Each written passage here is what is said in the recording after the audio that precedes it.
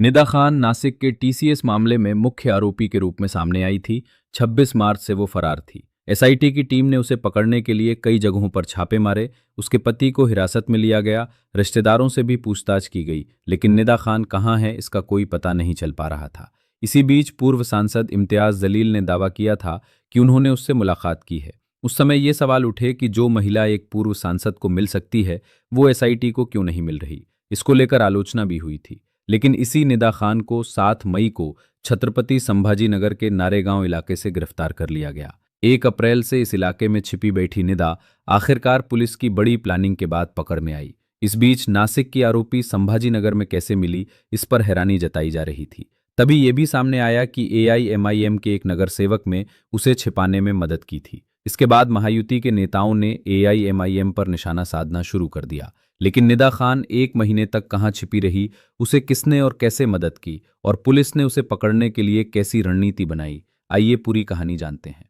नमस्कार, मैं संतोष और आप देख रहे हैं स्क्रोल नेशन। 26 मार्च 2026 को नासिक की टीसीएस कंपनी में धर्मांतरण रैकेट सक्रिय होने की चौंकाने वाली जानकारी सामने आई। आरोप लगाया गया कि धर्मांतरण के लिए महिलाओं और युवतियों पर दबाव बनाया गया और उनके साथ अत्याचार किए गए। इस मामले में आसिफ अंसारी, शफी शेख, शाहरुख कुरैशी, रजा मेमन, तौसीफ अत्तर और दानिश शेख समेत 7 आरोपियों को गिरफ्तार किया गया। लेकिन टीसीएस में काम करने वाली निदा खान को इस पूरे मामले का मास्टरमाइंड बताया गया। इसके बाद निदा खान नासिक के वडाला गांव इलाके से फरार हो गई। 17 अप्रैल को एसआईटी की टीम ने निदा के ससुराल यानी मुंब्रा के गार्डन एवेन्यू बिल्डिंग में स्थित फ्लैट पर छापा मारा, लेकिन वो वहां नहीं मिली। इसके बाद एसआईटी ने काम पर गए उसके पति मोइन खान को पूछताछ के लिए हिरासत में लिया। पूछताछ में उसने बताया कि निदा 4 दिन पहले रिश्तेदारों के यहां गई है। जब पुलिस रिश्तेदारों के घर पहुंची तो वहां ताला लगा हुआ था। पुलिस ने निदा खान की तलाश तेज कर दी।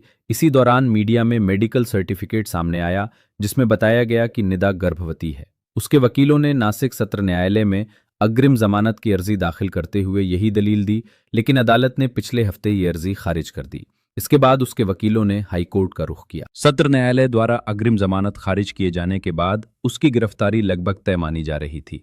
इसी दौरान नासिक पुलिस निदा के रिश्तेदारों की गतिविधियों और कॉल डिटेल्स पर नजर रखे हुए थी।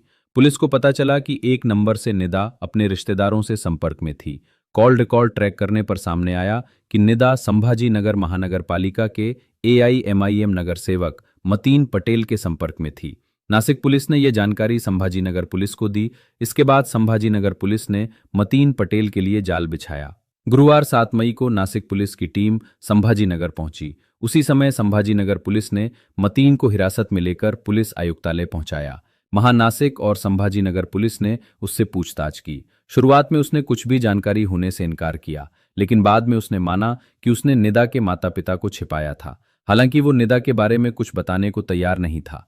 कड़ी पूछताछ के बाद उसने कबूल किया कि 1 अप्रैल से उसने निदा को नारेगांव की कैसर कॉलोनी स्थित अपने घर में छिपाकर रखा था। अब पुलिस को पता चल चुका था कि फरार निदा कहाँ है। जिस इलाके में निदा को छिपाया गया था वो मुस्लिम बहुल क्षेत्र था। पुलिस को आशंका थी कि गिरफ्तारी के बाद धार्मिक तनाव पैदा हो सकता है, इसलिए संभाजीनगर पुलिस ने पहले ही वहां दंगा नियंत्रण बल तैनात कर दिया था। साथ ही किसी को शक न हो, इसलिए सादे कपड़ों में पुलिसकर्मी भी तैनात किए गए। नासिक और संभाजीनगर पुलिस की इस संयुक्त कार्रवाई में 20 महिला और पुरुष पुलिसकर्मी शामिल थे। इससे पहले कई बार निदा पुलिस को चकमा देकर फरार हो चुकी थी, इसलिए इस बार बेहद सावधानी से ट्रैप तैयार किया गया। गुरुवार रात करीब 8:30 बजे पुलिस मतीन को लेकर नारेगांव की कैसर कॉलोनी पहुंची। हालात न बिगड़े इसलिए पुलिस ने सरकारी गाड़ियों की जगह निजी वाहनों का इस्तेमाल किया। मतीन पुलिस को अपने घर तक लेकर गया। उसने दरवाजा खटखटाया, किसी ने दरवाजा खोला और वहीं छिपी बैठी निदा खान को पुलिस ने गिरफ्तार कर लिया। उस समय घर में उसके माता पिता, भाई और मौसी भी मौजूद थे। पुलिस ने उन्हें भी हिरासत में लिया। इसके बाद जानकारी बाहर फैलने से पहले ही पुलिस टीम निदा को लेकर सूदगिरनी चौक स्थित न्यायाधीश के घर पहुंची, जहां से उसकी ट्रांजिट रिमांड मंजूर कराई गई। पूरी प्रक्रिया रात 12:30 बजे तक चली। इसके बाद जिस गाड़ी से निदा को लाया गया था, उसी गाड़ी से आगे न ले जाकर बीच रास्ते में वाहन बदल दिया गया। सुबह करीब 4:30 बजे पुलिस टीम निदा खान को लेकर नासिक रोड पुलिस स्टेशन पहुंची। शुक्रवार को पुलिस ने बताया कि उसे बिटकू अस्पताल ले जाकर सोनोग्राफी और अन्य जांच कराई जाएगी तथा फिटनेस सर्टिफिकेट लिया जाएगा। इसके बाद उसे नासिक रोड अदालत में पेश किया जाना था। करीब 42 दिनों की तलाश के बाद पुलिस को निदा खान को पकड़ने में सफलता मिली। लेकिन अब चर्चा उस एआईएमआईएम नगर सेवक मतीन पटेल की हो रही है जिसने कथित तौर पर उसकी मदद की। जांच में सामने आया कि निदा और उसके रिश्तेदार 1 अप्रैल से मतीन की मदद से संभाजी नगर में रह रहे थे। नासिक अदालत से अग्रिम जमानत खारिज होने के बाद वो हाईकोर्ट में याचिका दाखिल करने के लिए संभाजी नगर पहुंची थी। इसके लिए वो कई वकीलों के संपर्क में थी और कहा जा रहा है कि मतीन ने ही उसकी मदद की। जिस घर में उसे छिपाया गया था वो घर मतीन ने 2 महीने पहले ही खरीदा था। निदा को हिरासत में लेने के बाद नासिक पुलिस ने मतीन का मोबाइल जब्त कर लिया और उसे नोटिस देकर छोड़ दिया था। लेकिन शुक्रवार दोपहर उसे इस मामले में सह आरोपी बनाते हुए उसके खिलाफ मामला दर्ज कर लिया गया। अब जब ये सामने आया कि निदा खान को एआईएमआईएम के नगर सेवक का समर्थन मिला था तो इस पूरे मामले ने राजनीतिक रंग लेना शुरू कर दिया। निदा की गिरफ्तारी के बाद संभाजी नगर के पालक मंत्री संजय शिरसाट ने आरोप लगाया कि एआईएमआईएम के पूर्व सांसद इम्तियाज जलील ने ही उसे छिपाने में मदद की। शुक्रवार को मीडिया से बात करते हुए शिरसाट ने मांग की कि इस मामले में इम्तियाज जलील से एसआईटी पूछताछ करे। वहीं भाजपा नेता नितेश राणे ने प्रतिक्रिया देते हुए एआईएमआईएम को अतिरेकी पार्टी तक कह दिया। इम्तियाज जलील पर आरोप लगने की वजह पिछले कुछ दिनों की घटनाएं भी मानी जा रही हैं। निदा खान के फरार होने के बाद एक कार्यक्रम में जलील ने कहा था कि वो उससे मिलकर आए हैं और उसका कोई दोष नहीं है। उन्होंने ये भी कहा था कि उसे बेवजह फंसाया जा रहा है और उसके खिलाफ मीडिया ट्रायल चल रहा है। नासिक का ये मामला सामने आने के बाद निदा के समर्थन में खुलकर बोलने वाले इम्तियाज जलील ही एकमात्र बड़े नेता थे। इसी वजह से उन पर मदद करने के आरोप लगाए जा रहे हैं।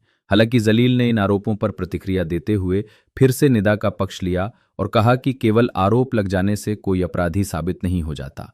उन्होंने कहा कि मीडिया ट्रायल चल रहा है और वो अब भी उसके साथ हैं, लेकिन इस बार उन्होंने निदा की मदद करने वाले नगर सेवक मतीन पटेल और उसके खिलाफ दर्ज मामले पर टिप्पणी करने से परहेज किया। अब जब ये सामने आ चुका है कि निदा खान को एआईएमआईएम के नगर सेवक का समर्थन मिला था तो नासिक धर्मांतरण मामले को राजनीतिक रंग भी मिलने लगा है। इस बीच संजय शिरसाट के आरोपों के बाद संभाजीनगर पुलिस शुक्रवार दोपहर इम्तियाज जलील के घर भी पहुंची। अब इस मामले में आगे क्या नई जानकारी सामने आती है, इस पर सबकी नजरें टिकी हुई हैं।